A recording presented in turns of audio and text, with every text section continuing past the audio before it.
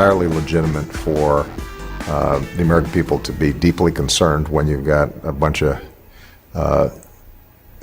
violent, vicious zealots who behead people or randomly shoot a bunch of folks in a deli in Paris.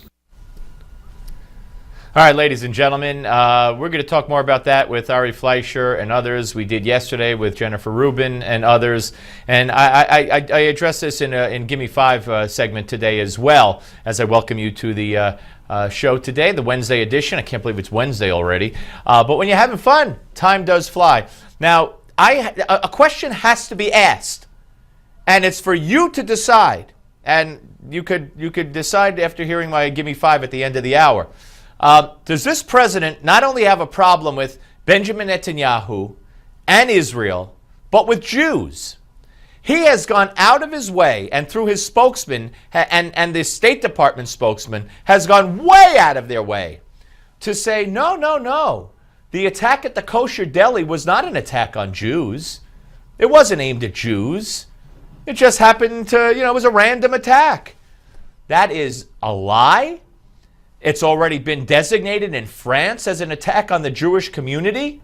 It sends a horrific message to terrorists all over the world.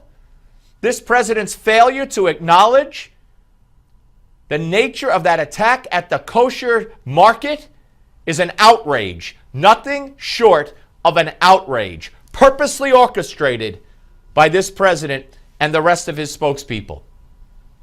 And the question has to be asked, why?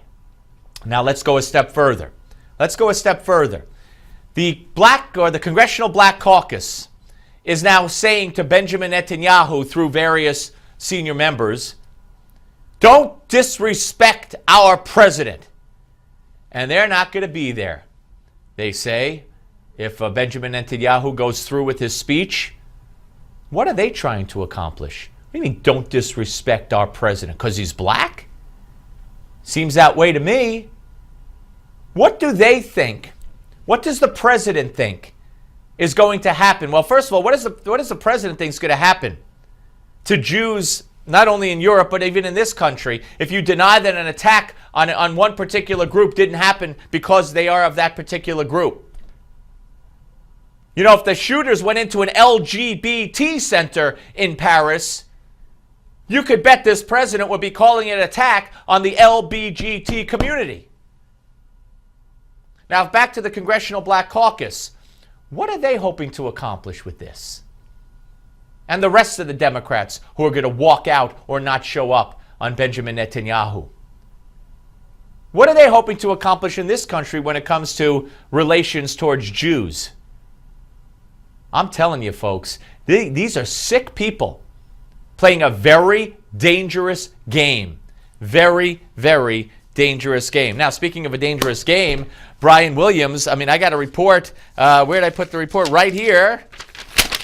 Right here, ladies and gentlemen. This is from Mediaite, and they're talking about the fact that Brian Williams has his fabrications are being investigated, as we've known, but also his expense reports may be the subject and the target of an internal NBC investigation. And I am stunned. And we got to get Lanny Davis on the show, because Lanny Davis just tweeted out, or emailed out, I should say, his latest column about Brian Williams, and this is some of what it says. The issue for me regarding the Brian Williams controversy is whether he made a mistake or intentionally misled people by making claims he knew were false, i.e. lied. To conclude that a mistake is actually a lie requires a lot of proof. Otherwise, he said, if there is a possible explanation of an honest memory mistake, I give the person the benefit of the doubt. Ladies and gentlemen, you know what he's doing here, don't you? Don't you know what Lanny Davis, FOH, friend of Hillary, is doing here?